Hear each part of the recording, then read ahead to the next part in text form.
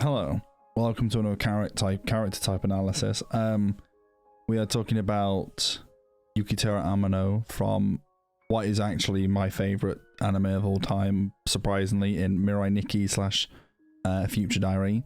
And I wanted to talk about him because I've just finished doing Natsuki Subaru and Eren Yeager, and I thought I'd do a little bit of it on him because I don't know, I've never really spoke about my love and affection for this show, and I've watched it probably the most out of any anime I've ever watched, and this is probably the most interesting character I've ever watched. He's very much similar to a few I've watched, but yeah, the amount of people, or sorry, the amount of hatred people feel towards Yuki is rather astounding.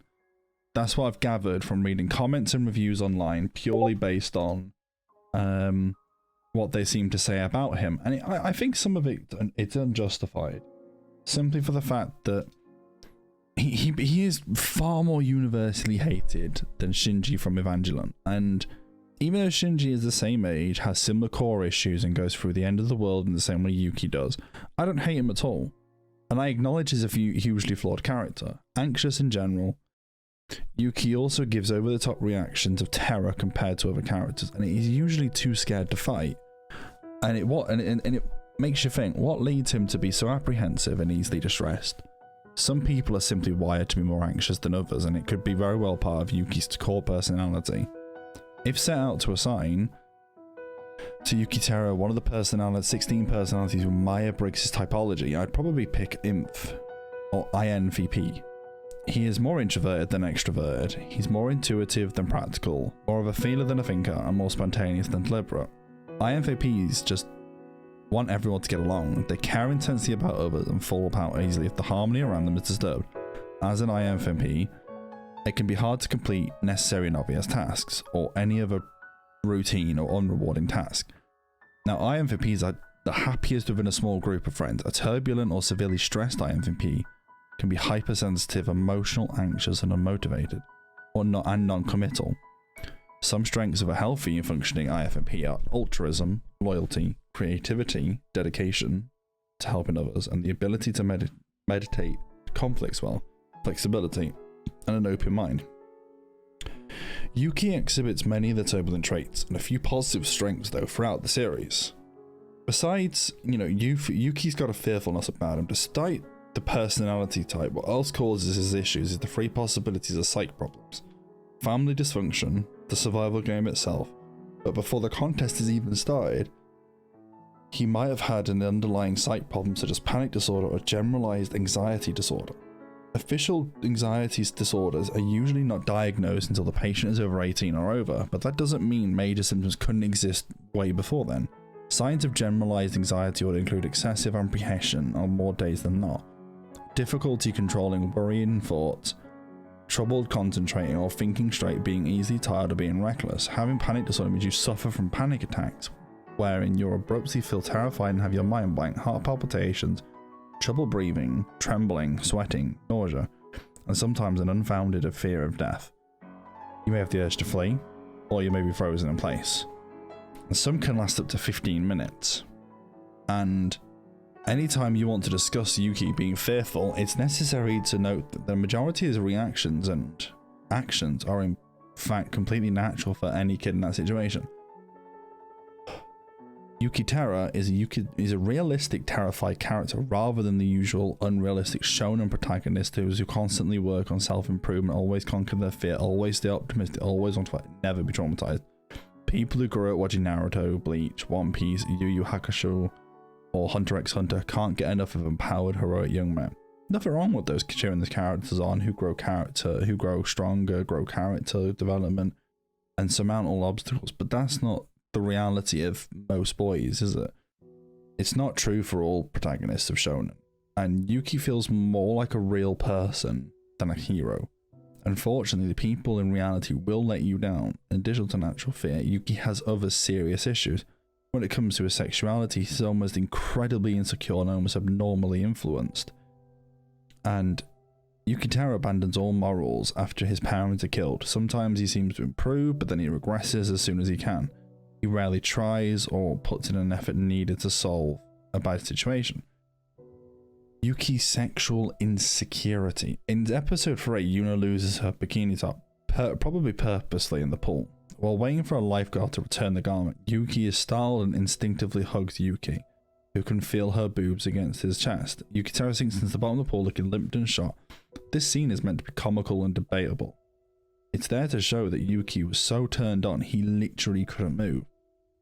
His expression and his body were animated in such a way to make it look like he was horrified, as if Yuno's breast frightened him instead of stimulating. God, I write some weird stuff. So it's possible that Yuki's reaction... Yuki had no such reaction at all because he was too surprised and unnerved. This will become apparent in the next example too. But Yuki is actually pretty normal for people who grew up in an under-socialized or sexually oppressed culture. Yukiteru's reaction is much more of a Japanese boy compared to the boys of the same age in the US. If you don't understand his reaction, imagine for a minute he has sexual maturity and knowledge of a shy 12-year-old instead of a nearly 16-year-old. Suddenly his overwhelmed response makes sense. You just need to think Yuki is much younger mentally than he is biologically. Rei Amano, Yukiteru's mother, is very happy to see Yuki together with a girl in episode 6. With Yuno staying over for a few days, Rei implicitly gives the couple permission to have coitus. Yuno is metaphorically screaming that she wants it. Yukiteru still refuses to engage with her. It doesn't seem like he rejects her because of the belief against premarital sex. It doesn't seem like he dislikes her either. Why? Because he's too anxious and he's too self-doubting to believe in himself. He doesn't have any confidence in any romantic situation, and he's too nervous about expressing himself. And I imagine this is what most 15-year-old virgins would feel like in this situation now. And with Yuki on that front, Yuki and trauma. Yuki is easily influenced by whoever he decides to trust, usually Yuno. He abandons his morals and partakes in a naive plan starting in episode 19. You can look at why this happened. When functioning healthily, he possesses well-developed values, simultaneously being open up and flexible about more general things. Regardless of personality type though, anyone might suddenly lose their emotional identity and ethics if they experience the trauma like Yuki did. In episode 17, Yukiteru Amano killed his wife Rei by impulsively stabbing as she berated him for leaving their son to die. Yukiteru is himself stabbed to death in episode 18. So in let alone, in the space of an episode, from 17 to 18, he lost both his mother and his father in no time at all. And he's still nervous as ever, but he's now playing the survival game to win on the premise that he can bring everyone back. He's set on victory, and he's following Yuno's word on everything because that's what he's been doing the entire series. And you can't hold him against it, because when he doesn't have control over his life and he doesn't have control over his own emotions, he relies on others, and he relies on Yuno, which he believes that he can resurrect everyone after becoming God. Yuki, at this point, no longer cares about whose life he takes, because even if he kills his own friends and his family and his loved ones, he thinks in his head that he'll be able to go back and bring them. And at this point, he's lost all morals and common sense, which he believes in an obvious lie, and trusting Yuno unquestionably. The trauma did it to him. It left him emotionally blinded and out of his right mind. For someone who had already been in the death game for a while and gotten used to everybody dying, Yuki's behavior in episode 19 is quite understandable, yet it's also stupid and childish to continue on that mistaken path, which for a kid of that age in that situation, you have to understand it. Now, Yuki's lack of growth, you know, sometimes he pulls through, right?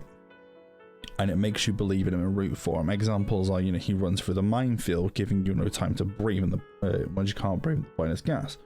Protecting everyone from the guards, shooting Kuroso despite the risk, cooperating with Yuno to defeat the Seventh. You know, all this. And what happens after each of these great moments, improvement in Yuki's courage, quick thinking, so he goes right back to being his old self. He panics, stupid mistakes, hides behind Yuno without trying to think of a way to fight. And regarding 12 and 6, Yuki acts cowardly and indecisive for most of episodes 4 and 5. In episode 11, he doesn't try to do anything. He doesn't try to stop Kuroso. He shoots a police guard when it wasn't necessary, and makes him an easier. All that to make him an easier target. Now, because he takes the easier target, it allows Yuno to take over everything from start to finish in episode 15, and he doesn't even know that. Now, when she could have been seriously wounded, the clincher was episode 26, when we see Yuki never recovered from losing Yuno and being restored to the second world. can be extremely frustrating to generate time and time again the main character following any bit of advancement, but guess what? This is realistic, to be fair. It's what you'd expect from a sheltered but anxious child who's trapped in a sick survival game, traumatized by all the death. It's also what you get. It's also what you should be prepared to see in this reality for people in less dangerous situations. Have you ever gotten to know someone with mental illness like major depression, social anxiety, agoraphobia, schizophrenia? What about substance abusers, struggling with recovery, but homeless, disabled individuals? There can be amazing success stories about the above people. However, what you're going to see more often than not is not slow recovery over the years, marked by long and severe episodes of regression and relapse. Remember what I said about the critics complaining about Yuki's character conclusion. Not everyone makes it, not everyone recovers or heals. They are too grieved and traumatized, or sick or disadvantaged to even be functional in society again. Some people die from wrong accident. Yuki is a realistic character who, before he keeps taking steps forwards and steps back, he states at the end of the series, his state at the end of the series is tragic, but very believable. He can't be very helpful or hopeful, interested in life without Yuna beside him. There is an OVA where he is reunited with the third world Yuna, but the happy atmosphere of the video doesn't change the fact that Yuki let the second world get wiped out, created nothing else for 10,000 years in that world's time. Regression and failure are dire and disappointing things about Yuki. But they are what made him feel real.